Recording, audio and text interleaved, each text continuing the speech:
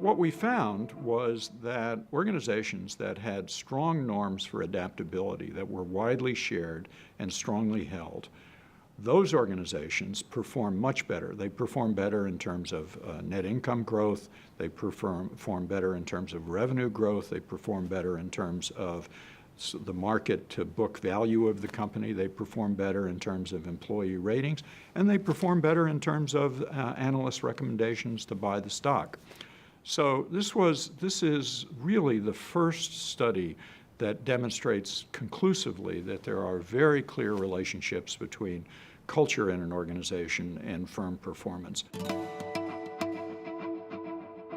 It includes things like willingness to experiment, being quick to opportunities, being flexible, being willing to tolerate some failure.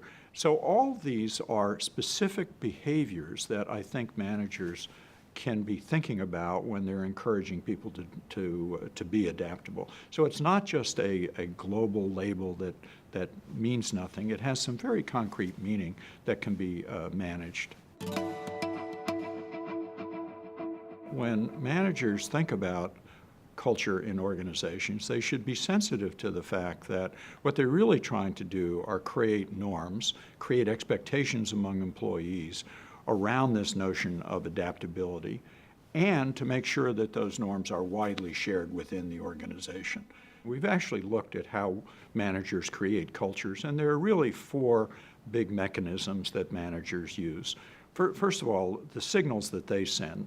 That is, the questions they ask, where they spend their time. So what are the messages that they are sending through both their words and their actions?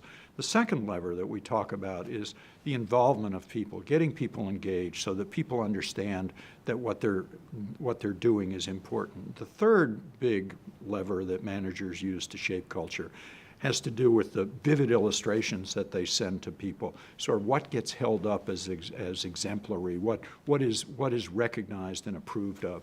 And the fourth lever has to do with rewards, but typically not money. Money's not a particularly good way to shape culture. When we talk about rewards, we're really talking about what gets recognized, what gets approved. I mean, one of the companies we looked at, they explicitly talk about honoring people who share the values. So think about those four levers as a manager.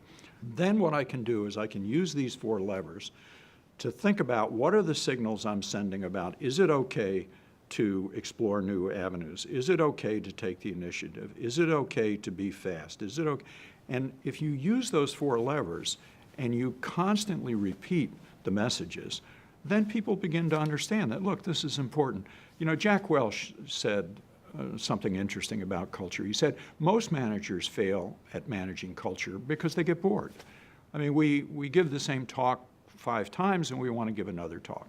And what Welch says, if you're going to be effective at managing culture, you've got to be 2 things as a manager. You have to be relentless, you have to be boring. And what he meant by that is you have to repeat again and again and again these messages. So the extent to which managers in organizations constantly reinforce to their employees that we want you to take small risks. We want you to try new things. We want you to sort of take the initiative. That's what creates this culture of adaptability. Culture can be a real competitive advantage or a competitive disadvantage. And the question, I think, for managers is to really think hard about what the culture is that you need to execute your strategy. In that process, the culture that works for today's strategy may not work as the world changes. And therefore, the key to long-term success is to have a culture that's aligned with your strategy, but also has embedded in it norms that promote adaptability. If you think about organizations that survive for long periods, they're around today only because they had leaders who were able to help them succeed in the short term in one environment, and then as the world changed, to help them shift to a new alignment of culture.